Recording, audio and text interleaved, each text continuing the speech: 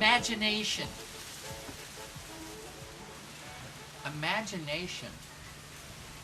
You've heard that word all your life. How's your imagination? You got one? Really? How do you know?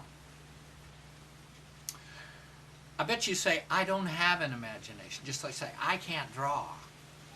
Well, of course you have an imagination. Do you ever have a dream? Well, where did that picture come from? Well, it's in there. How did it get in there? It's an image, isn't it? So you're imaging naturally all the time.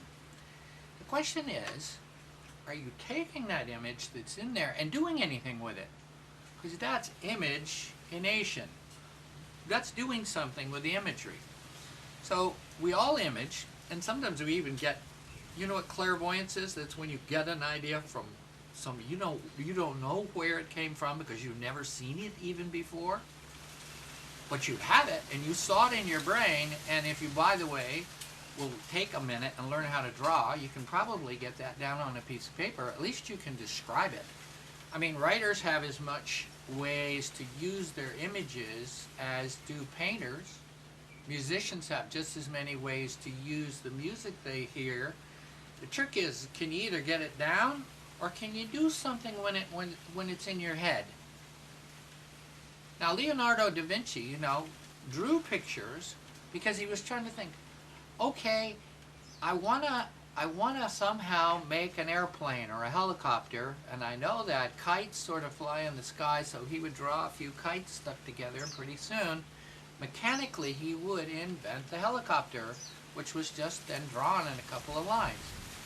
But the trick was, he was taking the picture in his head and doing something with it in here. So let's try something. Get a picture of your house in your mind.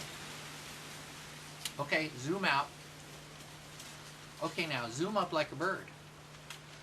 You still see the house? How about fly around the house in your mind? You see the colors or not? Now what if you want to put a garage on your house on some end that didn't have one? Okay, put a windsock on the top of the roof. Put birds on the roof now. You see the birds? Okay, put Santa Claus in the front yard. The difference that I'm getting to here is when you can start to take an image in your mind and build something with it, move it around, add something to it, then you have an imagination. And that's just a matter of doing it. And if you want to make sure you're doing it, then you make a little quick sketch of what you've created in some combination in your head, and that's how you give it to the world. Or you write musical notation to it, and that's how you give it to the world. Or you start the first paragraph of your next writing and you give it to the world, because if when you're writing you can't see that scene, you're going to have an awful hard time giving it to your readers. The sun set so softly for a change, and the color was tangerine deep, and the light was coming from behind it. Now the only reason I can say that is because I'm looking at the picture, it's in my head. So I think you darn well do have an imagination, and all I'm saying is think about this, watch the tape again if you need to, and